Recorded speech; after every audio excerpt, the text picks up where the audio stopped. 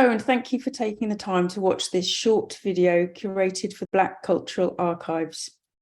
My name is Maria Scotland, and I am joined by Gemma Rose.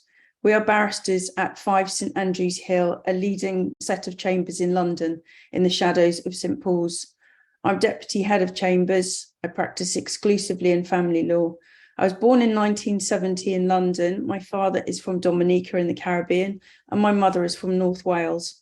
I consider myself Black British because that's what I was classed as at birth, and it's what I'm comfortable with. As barristers of England and Wales, our job and our passion focuses on justice and the judicial system. Our aim in discussing the Windrush scandal is to consider this topic from the point of view of the legislation and the judicial system. And we start with a quote from the present before we look back at history and then bring ourselves back to the present. On the 16th of April 2018, Theresa May stood as our Prime Minister in Parliament and apologised to the leaders of the Commonwealth for the treatment of its citizens in Britain. She apologised for their anxiety. The Windrush scheme was subsequently established to allow those who had suffered the injustices we will come on to discuss to apply to remain here in the UK. In post-World War II Britain, the country was in dire need of assistance in its reconstruction. The 1948 Nationality Act was passed to encourage those from the Commonwealth to come to Britain to help in the reconstruction effort. With rising inflation and unemployment in the Caribbean at the time, work prospects and a UK citizenship encouraged many to travel to the mother country to settle. The first crossing took place in 1947, but when the landmark ship, the HMT Empire Windrush, arrived in the UK on the 22nd of June 1948, carrying 492 islanders, mostly men looking for work, this marked the start of the Windrush generation. Passengers paid £28 and 10 shillings each and were armed with affidavits attesting to their good character. Those who did not have accommodation were housed in the Clapham Underground shelter and provided food from the Women's Voluntary Service. By the 12th of July 1948, just a few weeks later, all had moved on into private lodgings and accommodation.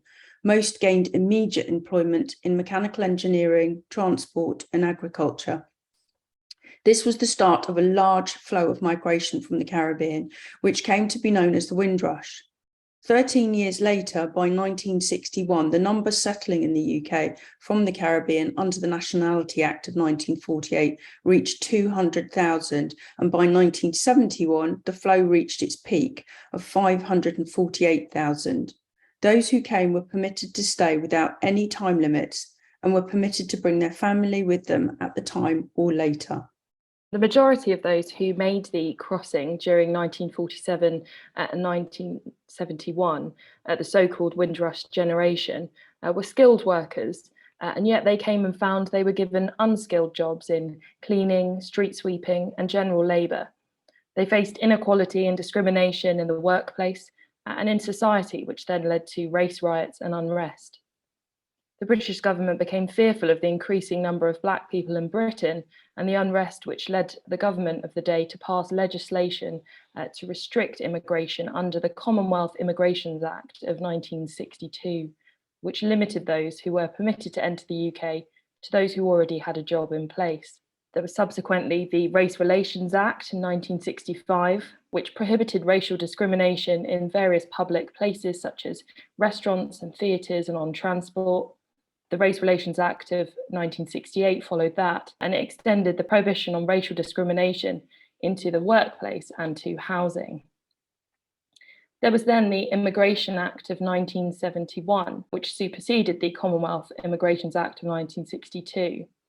That came into force on the 1st of January 1973, and it was intended to preserve the position of the prior citizens who had settled in the UK, who had been allowed to stay without any time limit, and who were permitted to bring with them family. The Home Office guidance at the time was silent on the preservation of the prior citizens under that past legislation, though. In 1988, the Immigration Act of 1988 stripped the rights of immigrants to return to the UK after a 2-year period of absence. It also removed the right for wives and children to join Commonwealth citizens. The Home Office started to enforce this legislation against those who had arrived under historical legislation prior to 1973 to deport wives and children of previously settled citizens and remove British citizens from the Commonwealth who had been absent for more than 2 years.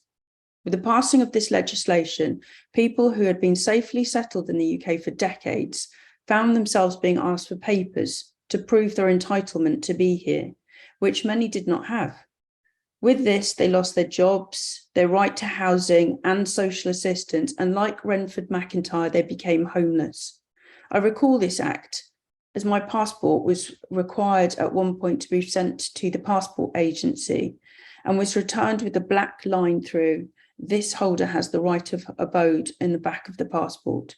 This meant I was no longer allowed to live and work in the UK without any immigration restrictions, even though I was born in Britain to a white Welsh mother and a British father. I was nonetheless a child of an immigrant and therefore a second-class British citizen. My uncle was also a casualty of this new law. My grandfather had 16 children, 12 of whom were with my grandmother and 4 older sons, one of whom had lived in England all of his life and in his teens and 20s, but had not bothered to apply for a passport since he did not have the means or desire to leave England. In the early 2000s, he decided he wanted to travel, but was too afraid to apply for a passport for fear of being deported. I recall then the talk amongst the family of trying to find my father's papers and him trying to apply for a passport. And I remembered as a child the fear that he felt of being deported. I recall thinking, how can this happen? Even his own sister was a member of the government. And yet this was a fact brought about by the cruelty of the Home Office and its deplorable treatment of its Black Commonwealth British citizens. Under the steer of Theresa May, who was then the Home Secretary, the government continued to campaign, begun in the 1980s, of creating a hostile environment for immigrants and a policy of sending them back.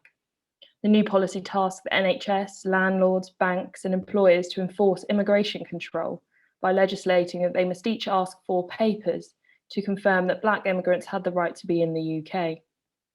Those who did not have the required documentary proof were denied access to bank accounts, to hospitals, to tenancies, and to work. The NHS were tasked with charging an immigration health charge to anyone not proving that they were British. Banks were to prohibit anyone opening an account if they were a disqualified person. Immigrants without papers were disqualified from leasing property, and there were heavy penalties imposed on landlords who did not carefully observe the laws. Employers were termed labour market enforcers and were similarly charged with policing their employees to ensure that they had the right to be in the UK. And heavy penalties again were imposed on those who failed to do so, which was then policed by immigration officers with spot checks. Finally, anyone here without documentary proof of the right to remain was detained and deported. At the same time as passing this legislation, the Home Office had destroyed thousands of landed cards of the settlers of the Windrush generation, thereby depriving them of access to the proof that they had the right to indefinite stay in the UK and were in fact British. The settlers who had come in the Windrush flow from the Caribbean at the invite of the British government to rebuild a post-war Britain were no longer needed. And in the new rebuilt Britain, they were treated like second-class citizens. Classified by the government of the day as illegal immigrants and undocumented migrants, where they were able, the government detained these citizens and deported them back to the Caribbean, where many had not been or lived since they were children. Britain implemented a biometric identity card system for immigrants, which underpinned a system of controls under the 2014 and 16 Immigration Acts, again enforced by banks, hospitals, employers, and landlords. It was not until 2020 that this racist and disgraceful policy was finally considered by the government in its review dated the 19th of March 2020. The government opened a Windrush compensation scheme promising to recompense those who had been adversely affected by its previous policies. However, there is still a huge backlog of cases of those who are victim to this policy seeking justice. The review of 2020 identified that the Windrush scandal was not an accident, but a deliberate policy to reduce Black immigration from the Commonwealth. In November 2021, the Home Office Affairs Select Committee published findings that only 5.8% of those who were eligible for compensation under the scheme, that is, those individuals who had suffered loss and wrongful deportation under the 2014 to 2016 legislation, had received anything. There have been recent court cases in which the Home Office have been challenged. On the 16th of December 2021, judgment was handed down in Van Riel and Anil. These were two cases brought by members of the Windrush generation.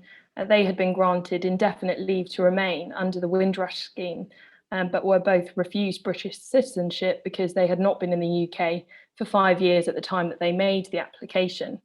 However, in both of their cases, they had been prevented from returning to the UK by the Home Office, an example of the very injustices we have already heard of. Mr. Van Riel was prevented entry after visiting one of his children in Jamaica. He was then stranded there for 13 years, having previously lived in the UK for over 40. Miss Toomey spent 16 years away from the UK, her granddaughter and daughter, who both lived in the UK. The Home Office was of the view that the British Nationality Act of 1981, which stated that a requirement for citizenship was that the applicant was in the UK for a period of 5 years before the application was made, could only be applied strictly by the Home Office, and expressed deep regret for the fact that they were constrained by the parameters of the existing legislation. Challenges were brought using Article 14 and Article 8 of the European Convention on Human Rights. Article 14 referring to protection from discrimination, and Article 8 is the right to a private and family life. And the High Court found that the Home Office was in breach of those protections by not allowing their applications for citizenship, given that they were prevented from being able to comply with that 5-year requirement due to the government's own actions. Patrick Vernon was the first to call for the commemoration of the Windrush Day, to recognise the contribution that the Commonwealth migrants had made to rebuilding New Britain. Windrush Day is now on the 22nd of June every year. The day marks the arrival of HMT Empire Windrush on the 22nd of June 1948 into England. We recognise those of the Windrush generation and their descendants. Mr. Vernon launched his petition in 2013, which was finally adopted by the government in 2018 at the height of the Windrush scandal. On the 22nd of June 2022, this year, we marked its 5th year anniversary. In the recent wake of Black Lives Matter, the international social movement dedicated to fighting racism and anti-Black justice, we look to a fresh period of social justice, and we hope empowering justice for all.